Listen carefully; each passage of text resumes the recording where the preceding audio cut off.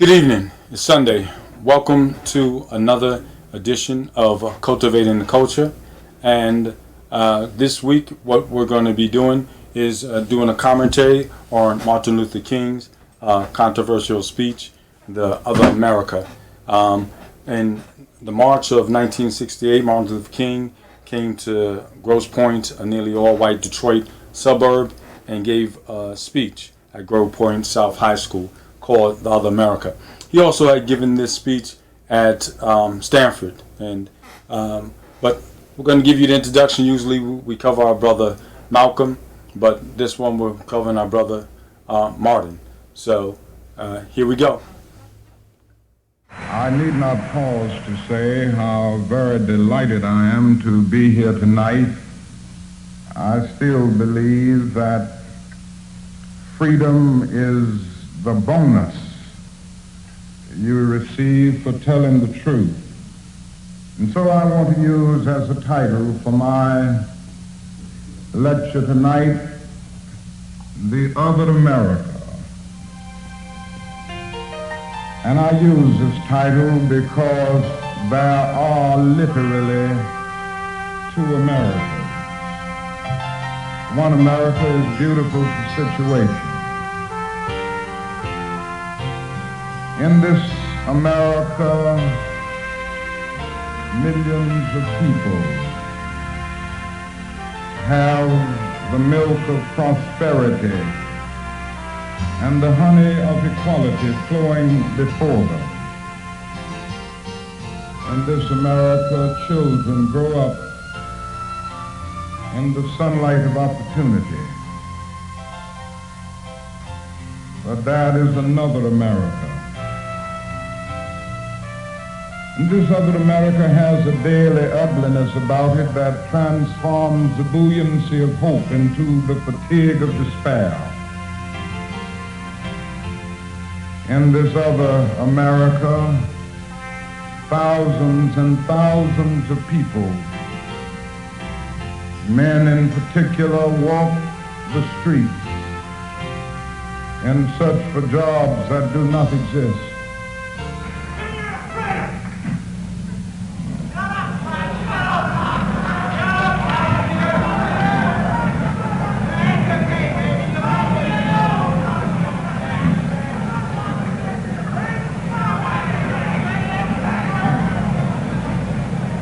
I've been in the struggle a long time now, and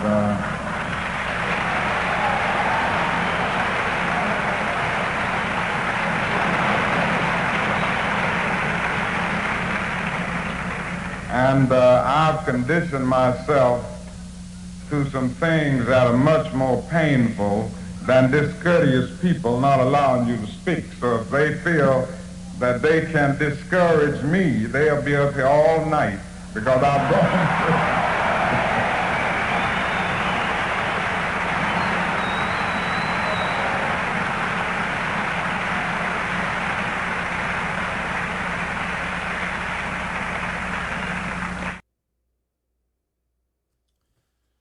Good evening again. Very interesting little segment from a speech that many people don't know about, and this is "The Other America." A lot of times with with Martin and Malcolm, but with Martin, they've limited what we're going to hear. We always hear, "I have a dream," "I've seen over the mountain cloud," just statements. But as far as the context of his speeches and what he was really saying and what he was doing, he was a very organized individual, and this was the last one was 3 weeks before he died. That segment right there. What he would do is he had "The Other America." He would have speeches and we have themes, and the theme is "The Other America." He actually did one at Stanford University, and what we'll do is we'll play a portion. We'll play that, and we'll comment on certain aspects of it. The reason why I brought this up, we had a post, and the post was Byron Allen.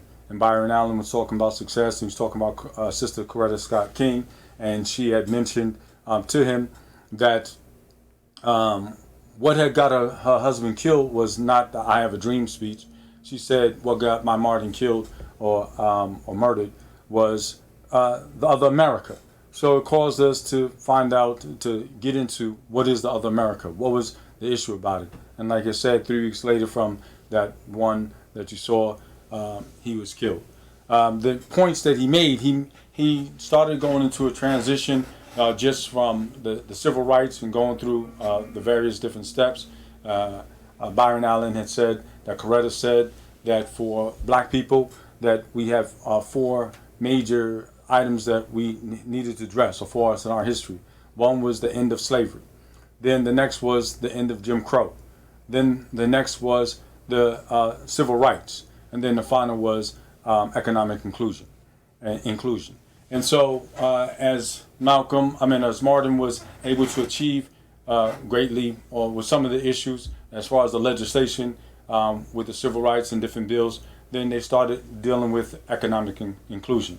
Once he started dealing with economic inclusion, this is when it became an issue. And this is why you really don't hear anything about those speeches, because they continue to not want you to be included into the economic system. And they still also continue to act as though there was a divide.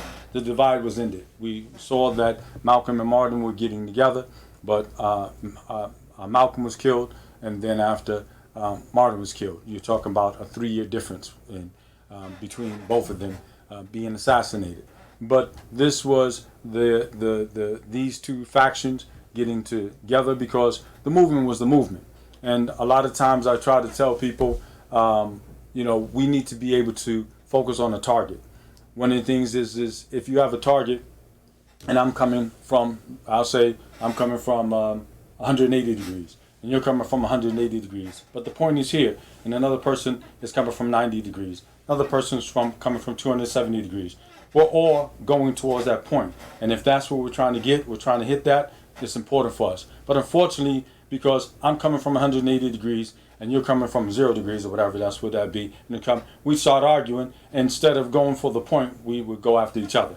And why are you coming from this point? Why are you coming from that point? Well, I'm better than you because I'm coming from 90 degrees. Other person's coming from, or 270 or 340, but we're all working on that center. The fact is that we're all going in the same direction, and we have to be able to stop going at each other and still focus on the center. Be happy that you're going from, 220 degrees. You're going from 180 degrees, but we're all going to that center. And stop arguing. Too many times we're doing that, and what happens is our enemy, he puts people amongst us, and there's the physical placement of people amongst us, and then there's the actual just natural placement of people amongst us because of the ignorance, and they just follow the leader. And so they're, instead of saying a good point, they want to find out the bad point. Oh, well, we can't all do it that way, and not everybody's going to agree upon it, and then we're not moving forward. So Malcolm and Martin, they were working together.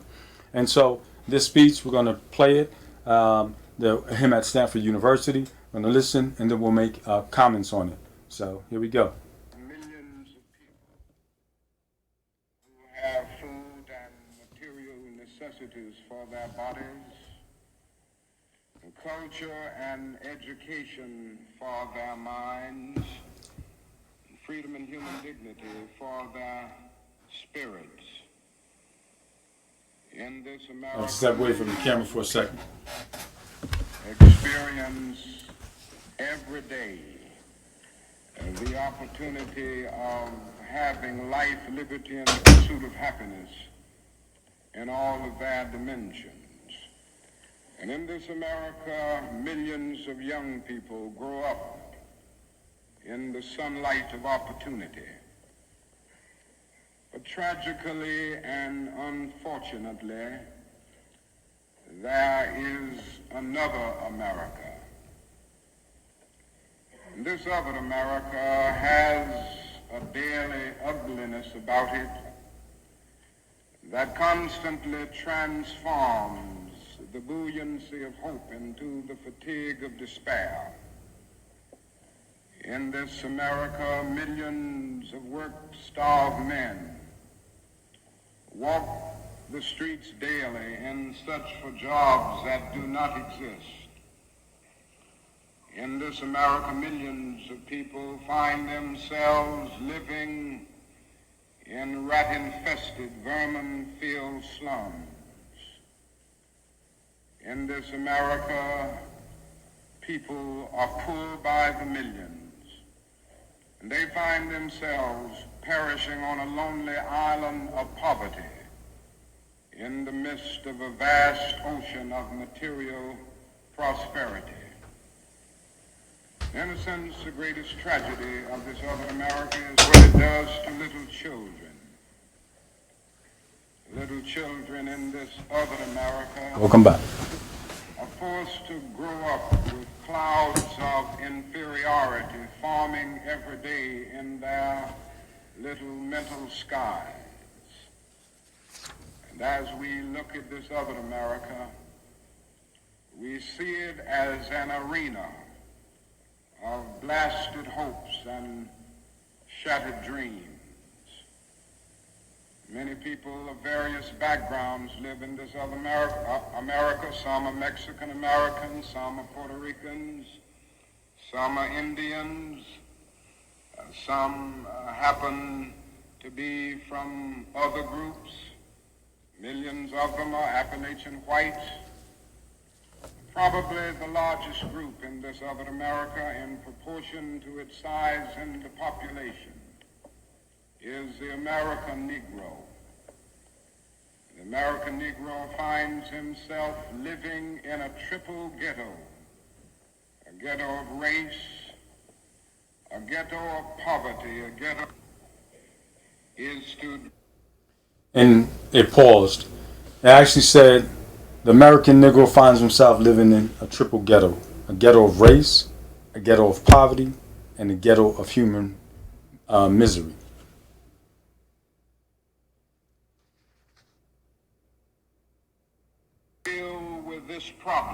To deal with this problem of the two Americas, we are seeking to make America one nation, indivisible, with liberty and justice for all. Now let me say that the struggle for civil rights and the struggle to make these two Americas one America is much more difficult today than it was 5 or 10 years ago. For about a decade or maybe 12 years, we struggled all across the South in glorious struggles to get rid of legal, overt segregation and all of the humiliation that surrounded that system of segregation. In a sense, this was a struggle for decency. We could not go to a lunch counter in so many instances and get a hamburger or a cup of coffee. We could not make use of public accommodations. Public transportation was segregated, and often we had to sit in the back, and within transportation within cities, we often had to stand over empty seats because sections were reserved for whites only. We did not have the right to vote in so many areas of the South. And the struggle was to deal with these problems. Now, certainly they were difficult problems. They were humiliating conditions. By the thousands, we protested these conditions. We made it clear that it was ultimately more honorable to accept jail cell experiences than to accept segregation and humiliation. By the thousands, students and adults decided to sit in at segregated lunch counters to protest conditions there. And when they were sitting at those lunch counters, they were in reality standing up for the best in the American dream and seeking to take the whole nation back to those great wells of democracy which were dug deep by the founding fathers in the formulation of the Constitution and the Declaration of Independence. Many things were gained as a result of these years of struggle. In 1964, Civil Rights Bill came into being after the Birmingham movement, which did a great deal to subpoena the conscience of a large segment of the nation to appear before the judgment seat of morality on the whole question of civil rights. After the Selma movement in 1965, we were able to get a voting rights bill. Now, all of these things represented strides, but we must see that the struggle today is much more difficult. It's more difficult today because we are struggling now for genuine equality. And it's much easier to integrate a lunch counter than it is to guarantee a livable income and a good, solid job. It's much easier to guarantee the right to vote than it is to guarantee the right to live in sanitary, decent housing conditions. It is much easier to integrate a public park than it is to make genuine, quality, integrated education a reality. And so today we are struggling for something which says we demand genuine equality. It's not merely a struggle against extremist behavior toward Negroes. And I'm convinced that many of the very people who supported us in the struggle in the South are not willing to go all the way now. I came to see this in a very difficult and painful way in Chicago over the last year where I've lived and worked.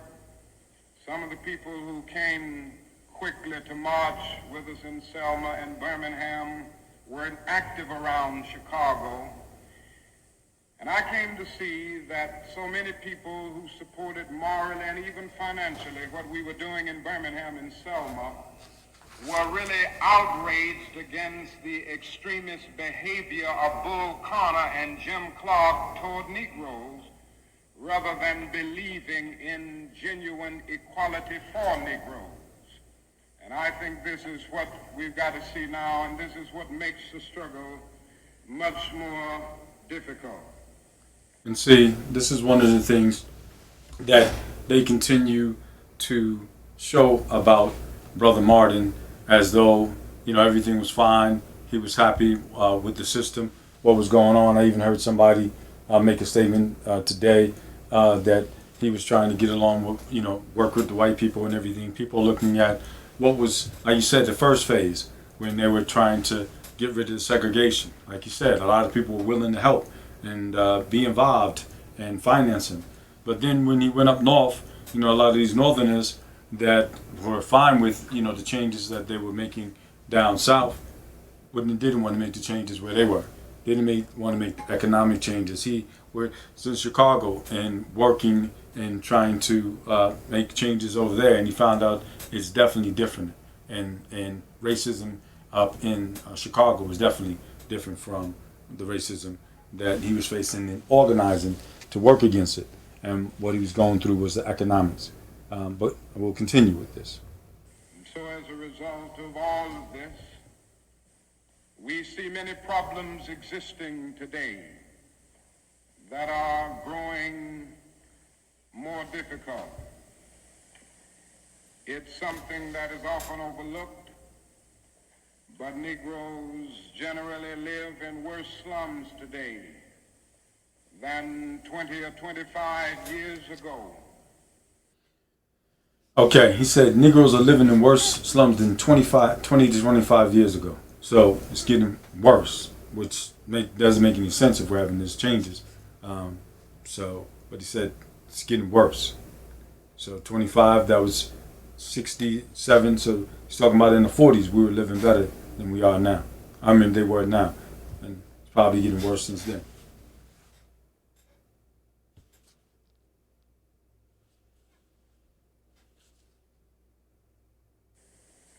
In the North, schools are more segregated today than they were in 1954 when the Supreme Court's decision on desegregation was rendered.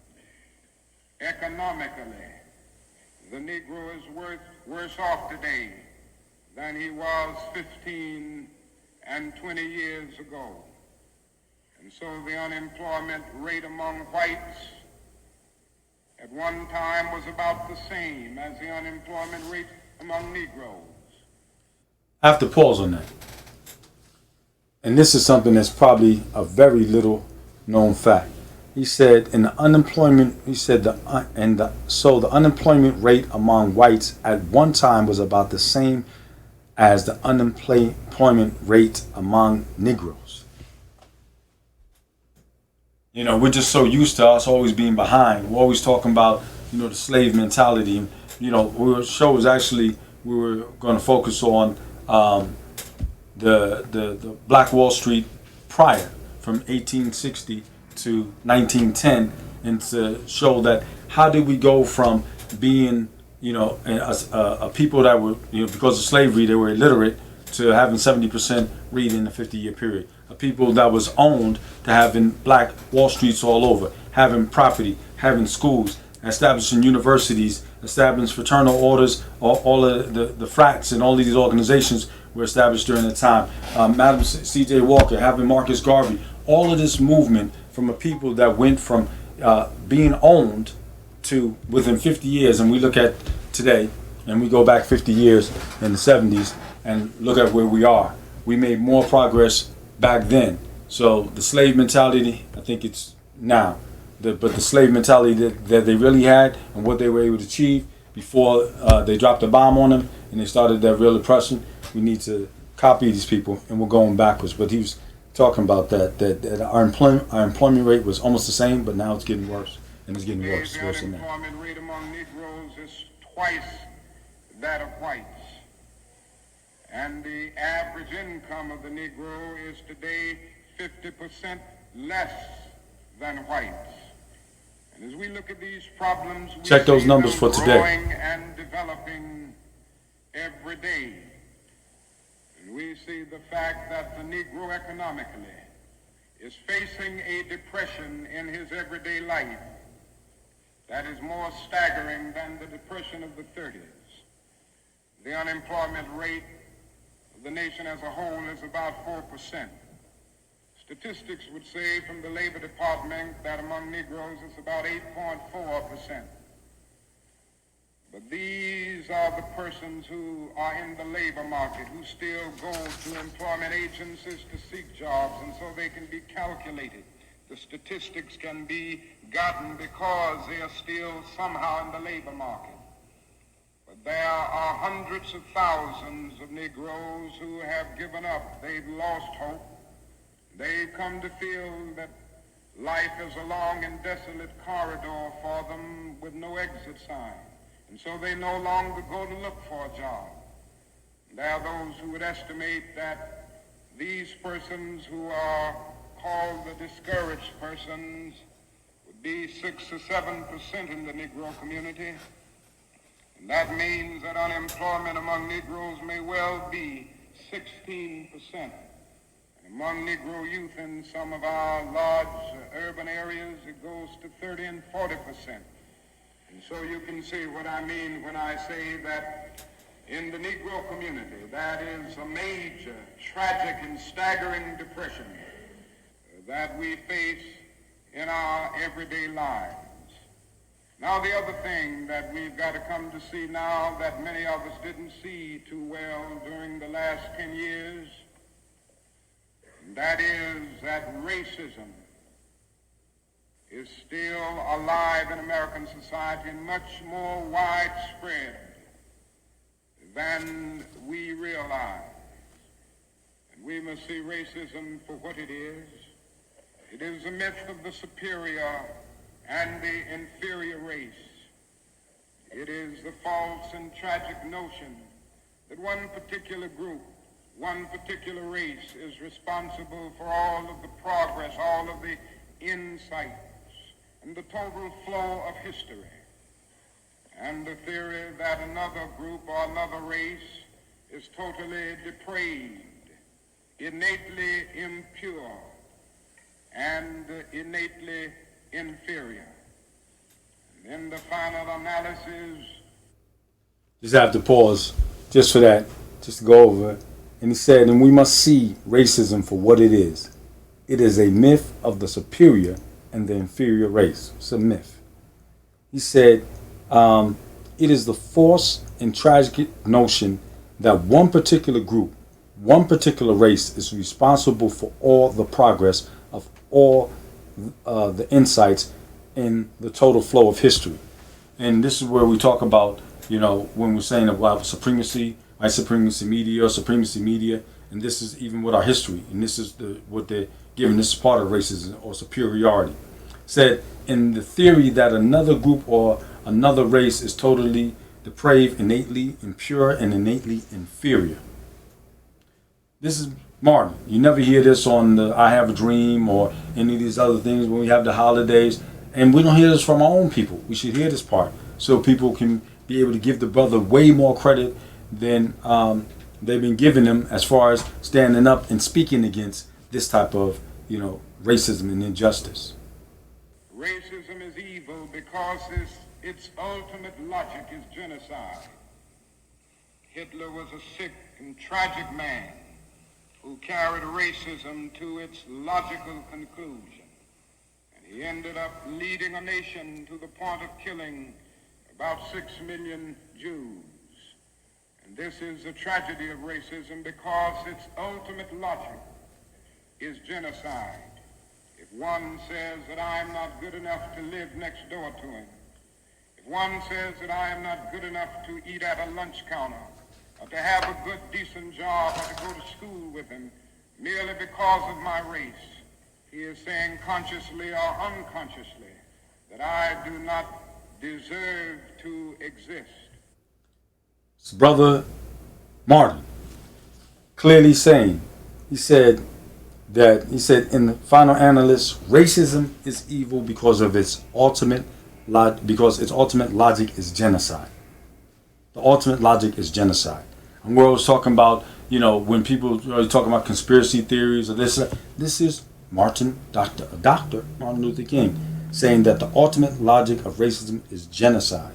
And he compared it to Hitler, being that this is 20 years after, the Hitler situation. So the people were fresh to understand how serious it was. And then he said, again, the tragedy of racism because its ultimate logic is genocide. It says, if one, and then he's saying, he compared to the people here, saying that you're trying to do genocide. He said, because if one says that I am not good enough to live next door to you, and one says that I am not good enough to eat at your lunch counter, or to have a good, decent job, or to go to school with him merely because of my race, he is saying consciously or unconsciously that I do not deserve to exist.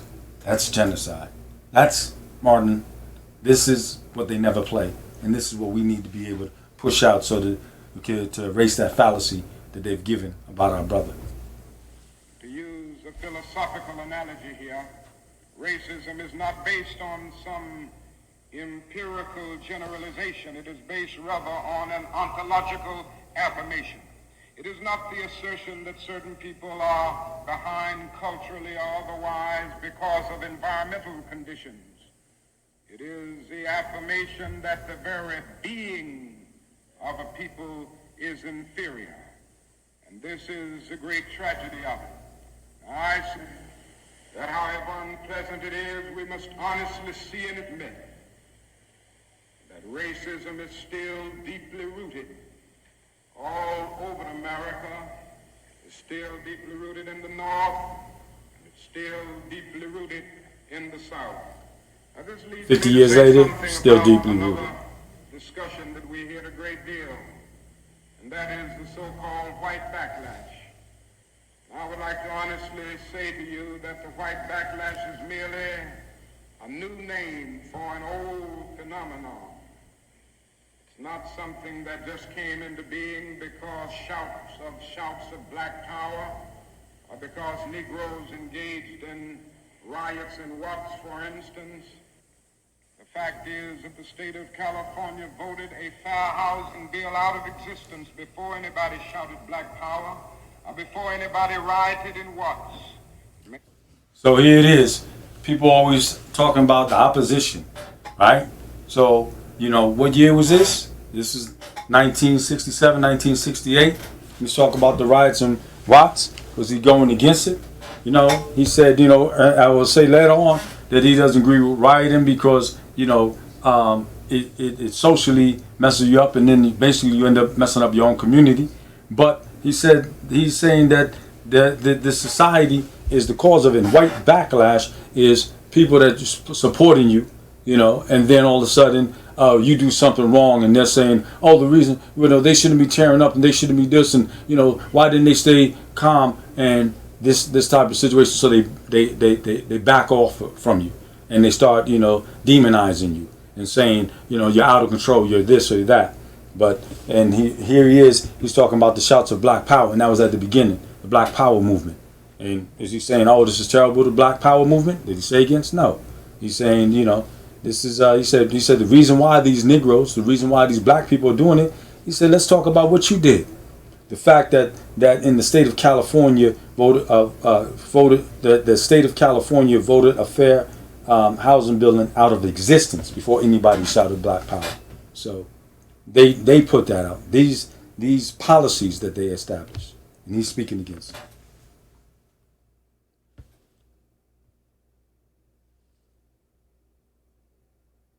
Well be the shouts of Black Power and riots in Watts and the Harlems and the other areas are the consequences of the white backlash rather than the cause of them. Consequences rather than the cause. What it is necessary to see is that there has never been a single solid, monistic, determined commitment on the part of the vast majority of white Americans. The whole question of civil rights and on the whole question of racial equality. This is something that truth impels all men of goodwill to admit. It is said on the Statue of Liberty that America is a home of exiles. But it doesn't take us long to realize that America has been the home of its white exiles from Europe. But it has not evinced the same kind of maternal care and concern for its black exiles from Africa.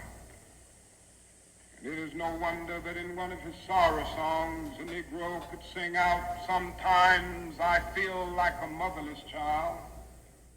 What great estrangement, what great sense of rejection caused the people to emerge with such a metaphor as they looked over their lives. What I'm trying to get across is that our nation has constantly taken a positive step forward on the question of racial justice and racial equality. But over and over again, at the same time, it made certain backward steps. And this has been the persistence of the so-called white backlash. In 1863, the Negro was freed from the bondage of physical slavery. But at the same time, the nation refused to give him land to make that freedom meaningful. And at that same period, America was giving millions of acres of land in the West and the Midwest, which meant that America was willing to undergird its white peasants from Europe with an economic floor that would make it possible to grow and develop. And refused to give that economic floor to its black peasants, so to speak. And this is why Frederick Douglass could say that emancipation for the Negro was freedom to hunger, freedom to the winds and rains of heaven, freedom without roofs to cover their heads. He went on to say that it was freedom without bread to eat, freedom without land to cultivate. It was freedom and famine at the same time. But it does not stop there. So one of the major points that he emphasized that we got our freedom. He said that, but What did they give us? They gave us nothing. I mean, Frederick Douglass talked about it. We got our freedom. They gave us nothing. And here it is. We did all this work. And it's not because they felt that they didn't have anything to give. They were given, like you said, to the white peasants, the white exiles from other places. They were given millions of acres of land.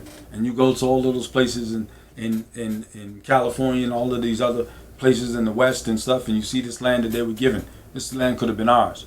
And we would have been in a great position to be able to work the land. But that wasn't happening. And then they're still wondering, why didn't we achieve?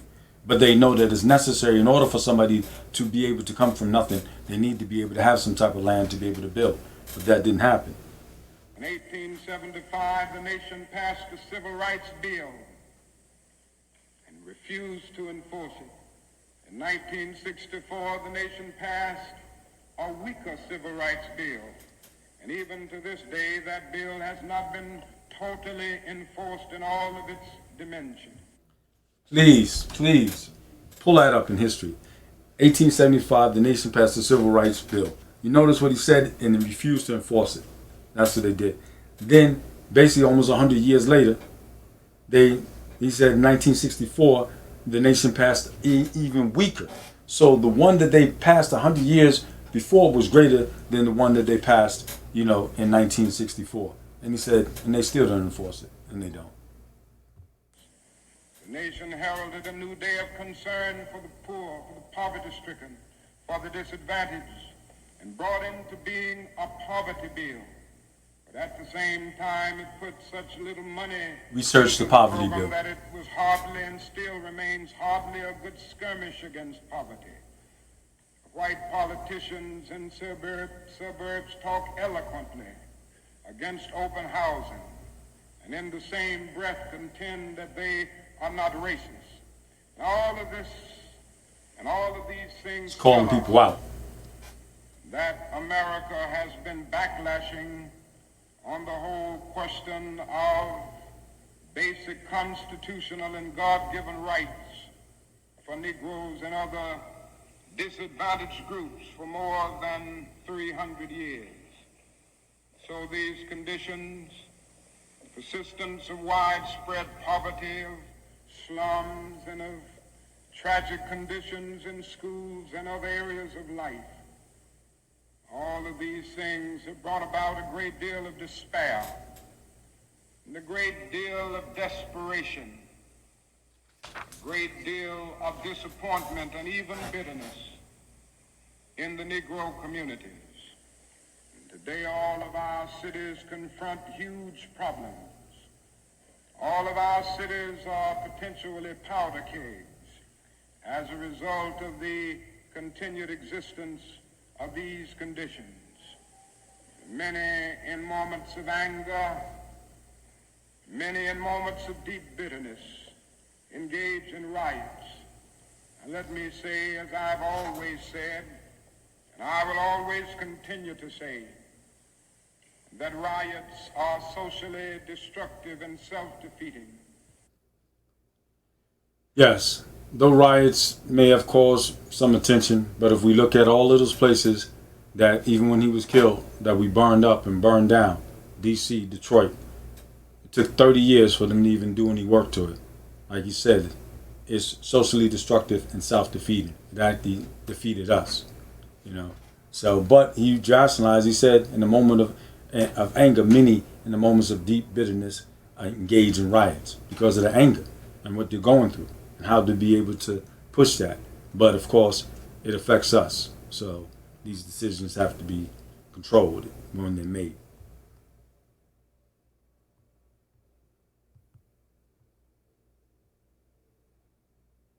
I'm still convinced that nonviolence is the most potent weapon available to oppress people in their struggle for freedom and justice. I feel that violence will only create more social problems than they will solve. That in a real sense it is impractical for the Negro to even think of mounting a violent revolution in the United States. So I will continue to condemn riots and continue to say to my brothers Now I'm gonna take a pause. I did a post, and it was of Brother Malcolm, and this is a position that he's taking. This is the position I take. It's Brother Malcolm, the one everybody knows. He has the rifle, and he's saying, they're saying by any means necessary. And he's looking out the window, and this was an incident that happened where the people were harassing him at the time. This is before the firebombing, and the reporter happened to be there. They took the picture, and they've misused it. I said that this was the most misused picture, and because there's people use it as though by any means necessary we're gonna have to go to war with these jokers. That's how it is, and everybody's in that mode. Like, yeah, we're gonna fight them, but that's not the reality.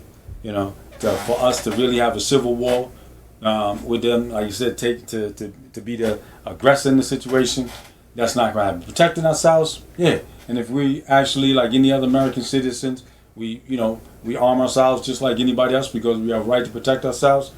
They're not trying to go there. But as far as somebody pushing like, yeah, we're going to do this and we're going to go to war with, like you said, that's not real, because America has mastered killing. They love that. They love when you get like that, so they can be able to put you in position, especially if your arms are not registered and your arms are you're not doing things legal. They like that, and we have a lot of agitators that get you riled up and make you believe in the fantasy and stuff. But they don't go over the whole calculations. When somebody asks you something, you say, okay, yeah, I have to do that. Then what? Then what? Then next, or tell me about the economic system. How we're going to survive and stuff. So anyway, back to my brother. Brothers and sisters, that this is not the way. Continue to affirm that there is another way. But at the same time, it is as necessary for me to be as vigorous in condemning the conditions which cause persons to feel that they must engage in riotous activities as it is for me to condemn riots. I think America must see that riots do not develop out of thin air. Certain conditions continue to exist in our society, which must be condemned as vigorously as we condemn riots. But in the final analysis, a riot is the language of the unheard. What is it that America has failed to hear? It has failed to hear that the plight of the Negro poor has worsened over the last few years. It has failed to hear that the promises of freedom and justice have not been met. And it has failed to hear that large segments of white society are more concerned about tranquility and the status quo than about justice, equality, and humanity. And so in a real sense, our nation summers a riot. I gotta repeat this again. He said, but in the final analysis, a riot is the language of the unheard. A riot is the language of the unheard. And what is it that America has failed to hear? It has failed to hear that the plight of the Negro poor has worsened over the past few years, and it continues to get worse. It has failed to hear that the promises of freedom and justice have not been met. It has failed to hear that large segments of white society are more concerned about tranquility and the status quo than about justice, equality, and humanity. Beautiful.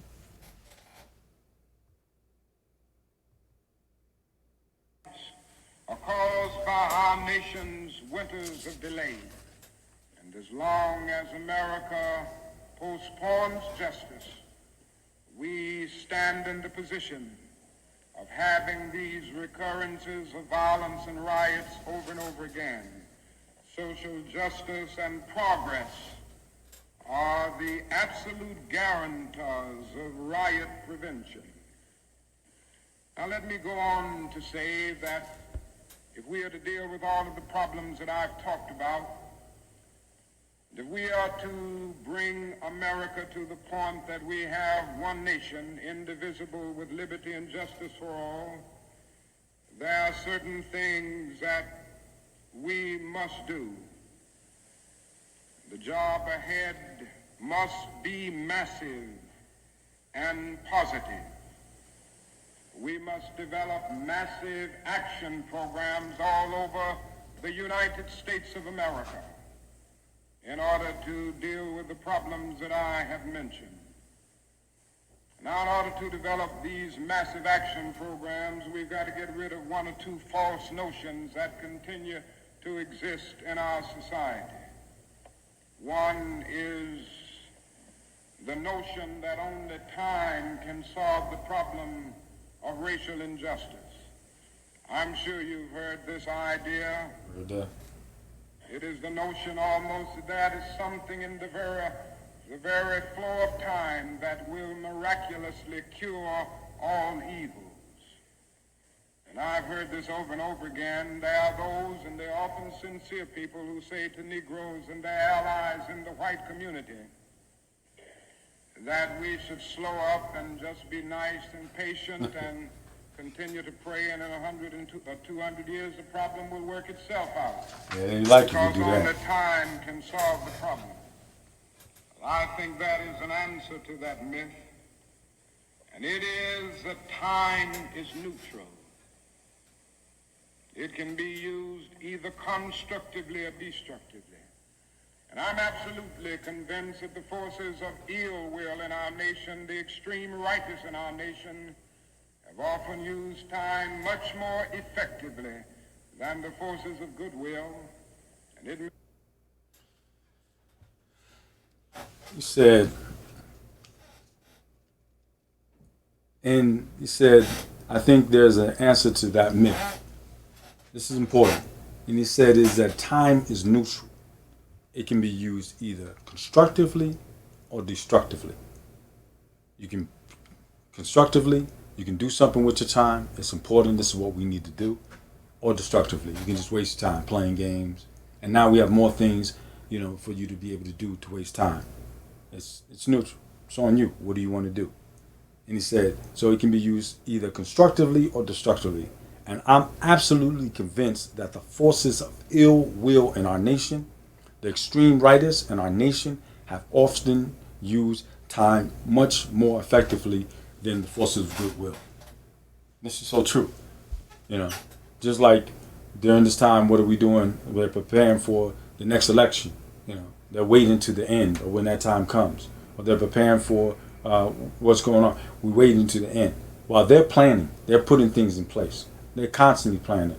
What was talking about, they're doing this, they're doing that. What's your plan? What's your plan? What's the solution? Are we giving solutions? Or are we just wasting time? We're working with our time constructively or destructively. And like you said, unfortunately, they work harder with their time. So let's start being constructive with our time. Study, make changes. It may well be that we will have to repent in this generation, not merely for the vitriolic words of the bad people and the violent actions of the bad people, but for the appalling silence and indifference of the good people who sit around and say, wait on time. Somewhere we must come to see that social progress never rolls in on the wheels of inevitability. It comes through the tireless efforts and the persistent work of dedicated individuals, and without this hard work, time itself becomes an ally of the primitive forces of social stagnation. And so we must help time, and we must realize that the time is always right to do right. Now there's another notion that gets out. It's around everywhere. It's in the South, it's in the North, it's in California, and all over our nation. It's the notion that legislation can't solve the problem. It can't do anything in this area. And those who project this argument contend that you've got to change the heart, and that you can't change the heart through legislation. Now, I would be the first one to say that there is real need for a lot of heart changing in our country, and I believe in changing the heart. I preach about it. I believe in the need for conversion in many instances and regeneration, to use theological terms. And I would be the first to say that if the race problem in America is to be solved, the white person must treat the Negro right, not merely because the law says it, but because it's natural, because it's right, and because the Negro is his brother. And so I realize that if we are to have a truly integrated society, men and women will have to rise to the majestic heights of being obedient to the unenforceable. But after saying this, let me say another thing which gives the other side, and that is that although it may be true that morality cannot be legislated, behavior can be regulated. Say that again. Although morality cannot be legislated, behavior can be regulated.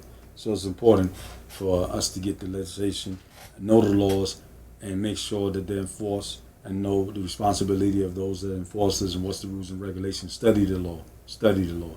Let's make it legislation. Not political, somebody get in and hopefully they'll do something. No, study it, make these changes. Even though it may be true that the law cannot change the heart, it can restrain the heartless. Even though it may be true that the law cannot make a man love me, it can restrain him from lynching me. And I think that's pretty important also. And so while the law may not change the hearts of men, it can and it does change the habits of men. Nice. It doesn't change the hearts, but it changes the habits. Of men, pretty soon the attitudes will be changed. Pretty soon the hearts will be changed. Now, I'm convinced that we still need strong civil rights legislation. There's a bill before Congress right now to have a national federal open housing bill. Federal law declaring discrimination in housing unconstitutional, and also a bill to make the administration of justice real all over our country. Now, nobody can doubt the need for this. All right, so going pretty much to the ending of this program, please, I'm going to finish off something. I want you to try to listen to this lecture. 44 years ago, and I went on to remind him the Negro came to this country involuntarily in chains, while others came voluntarily. I went on to remind him that no other racial group has been a slave on American soil. I went on to remind him that the other problem that we have faced over the years is that the society placed a stigma on the color of the Negro, on the color of his skin, because he was black. Doors were closed to him that were not closed to other groups. And I'm to say to people that you ought to lift yourself by your own bootstraps, but it is a cruel jest to say to a bootless man that he ought to lift himself by his own bootstraps. The fact is that millions of Negroes, as a result of centuries of denial and neglect, have been left bootless, and they find themselves impoverished aliens in this affluent society. There's one part, Skippy said, a man on the plane. He said, a man was on the plane with me some weeks ago, and he came up to me and said, the problem, Dr. King, that I see with what you're doing is that every time I see you and other Negroes, you're protesting and you aren't doing anything for yourselves.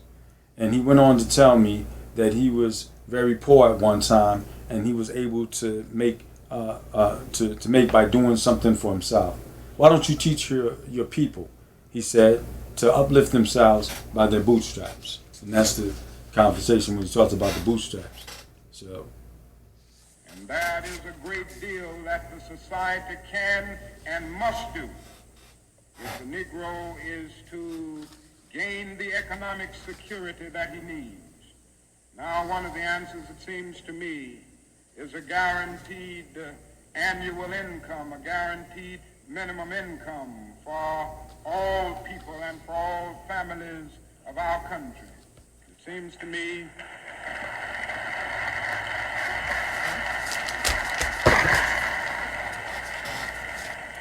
seems to me that the civil rights movement must now begin to organize for the guaranteed annual income, begin to organize people all over our country and mobilize forces so that we can bring to the attention of our nation this need and this something which I believe will go a long, long way toward dealing with the Negro's economic problem and the economic problem with many other poor people confronting our nation.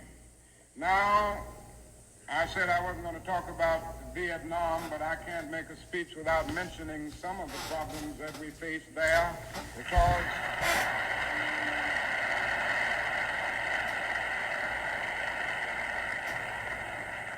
I think this war has diverted attention from civil rights. It has strengthened the forces of reaction in our country and has brought to the forefront the military-industrial complex that even President Eisenhower warned us against at one time. And above all, it is destroying human lives. It's destroying the lives of thousands of the young, promising men of our nation, destroying the lives of little boys and little girls in Vietnam. Okay, and one of the things is ending, we started talking about Vietnam, and that became an issue. One of the, like all of this discontent, and we talk about the poverty that was going on there at the time. The war in Vietnam was something that they used to be able to cut our numbers down.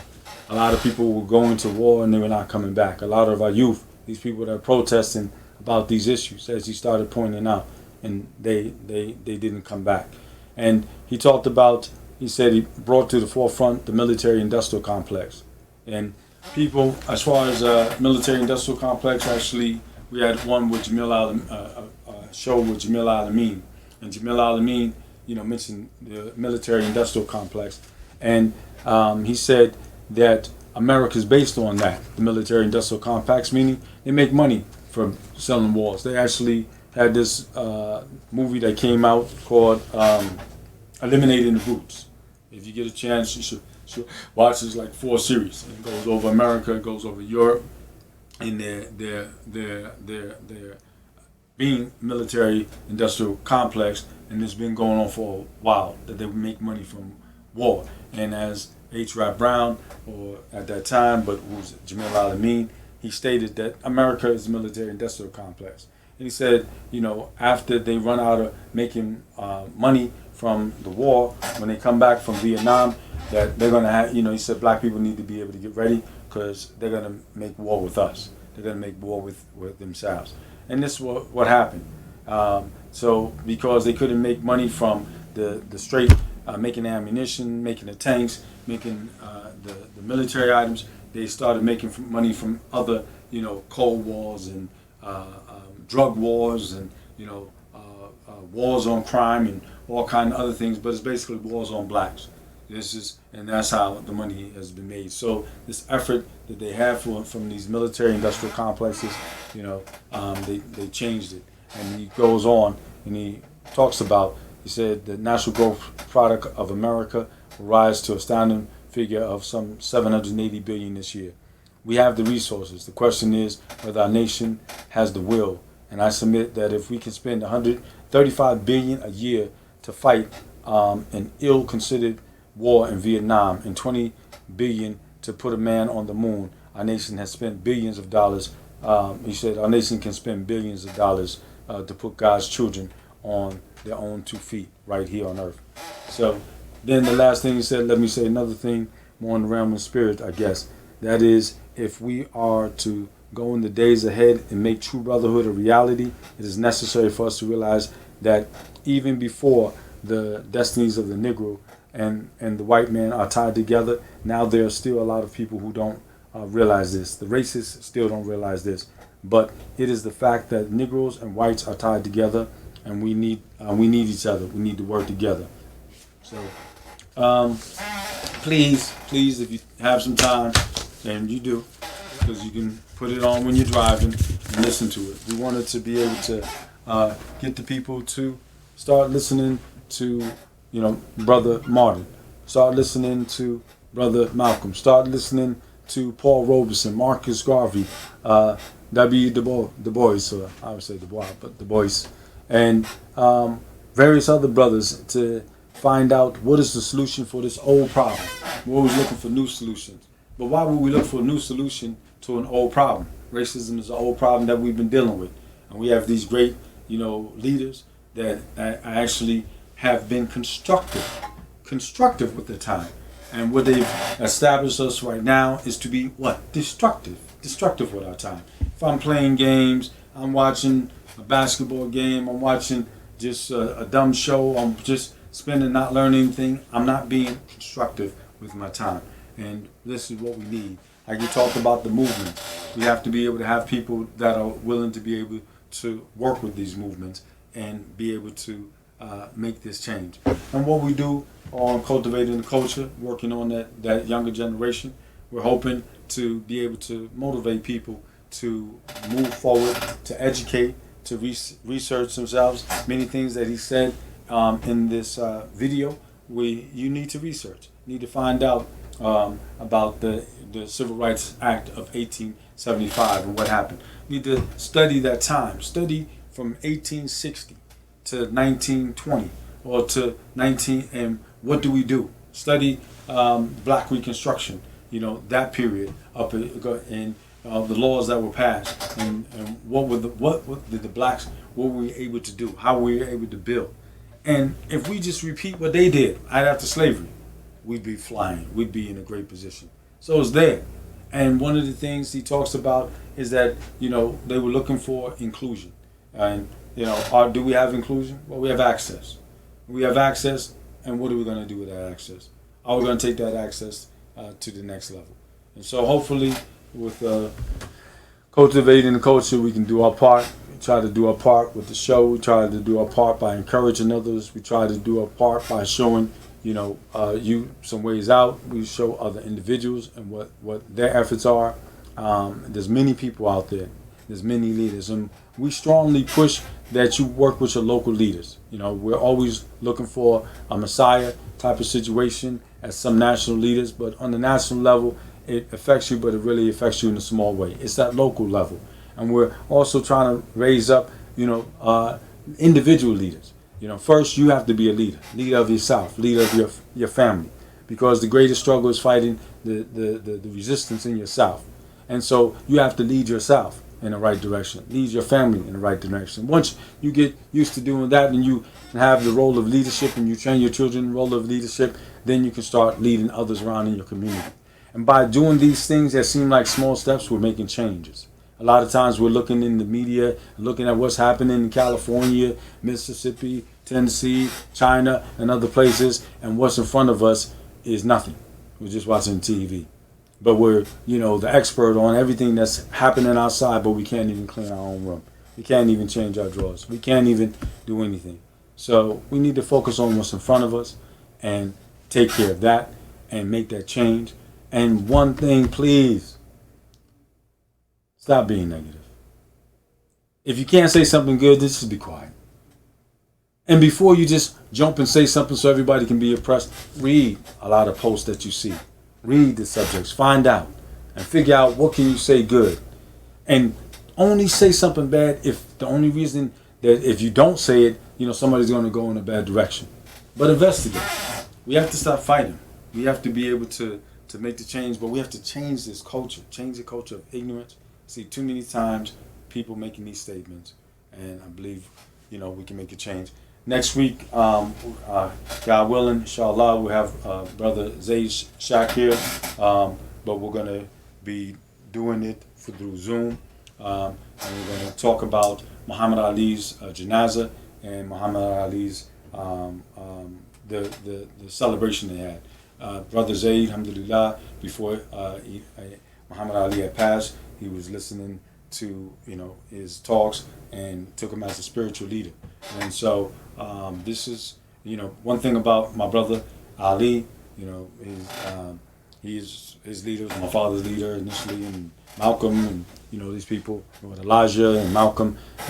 Ali didn't just take anybody to take him as his leader, and he must have really been impressed with brother Zaid Shakir.